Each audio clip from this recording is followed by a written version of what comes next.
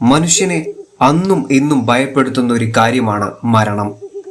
അതിൻ്റെ പേരിൽ ഒരുപാടധികം അന്ധവിശ്വാസങ്ങളും നിലനിൽക്കുന്നുണ്ട്. അതിലൊന്നാണ് കാലൻ കോഴി. ഇന്ത്യയിലും നേപ്പാളിലും കാണപ്പെടുന്ന ഒരു വലിയ മൂങ്ങയാണ് മോട്ടിൽ വുഡ് ഔൾ.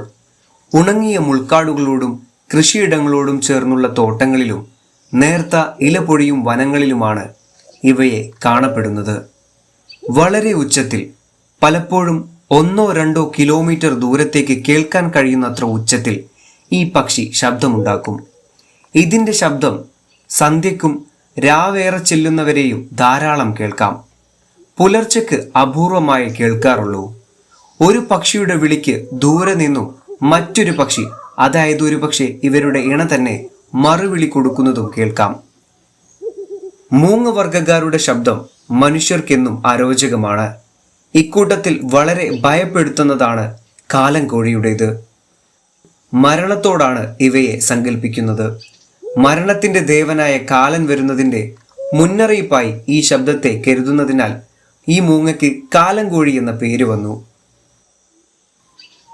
ഈ വലിയ മൂങ്ങയ്ക്ക് ചെവി മുഴകളില്ല. ചുവപ്പ് കലർന്ന തവിട്ട്, വെളുപ്പ് നിറങ്ങളിൽ പുള്ളികളുള്ളതുമാണ് ഇവർ. ഇവരുടെ കഴുത്തിന്റെ ഭാഗത്തായി വെളുത്ത താടികളുണ്ട്.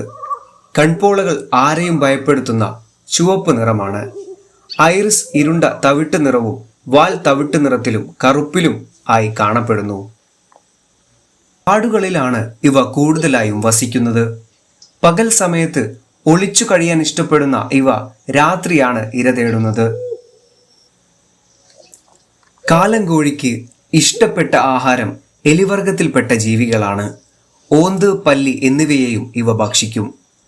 രാത്രിയിൽ ഏകാന്തതയിൽ ഈ പക്ഷിയുടെ ശബ്ദം കേൾക്കുന്നത് ഭയജനകമാണ്. വീട്ടുപളപ്പുകളിലെ മരങ്ങളിൽ വന്നിരുന്ന് ഇവ കരഞ്ഞാൽ ആ വീട്ടിൽ ഒരു മരണം ഉടനെ നടക്കുമെന്നായിരുന്നു പഴയ കാലത്തെ വിശ്വാസം.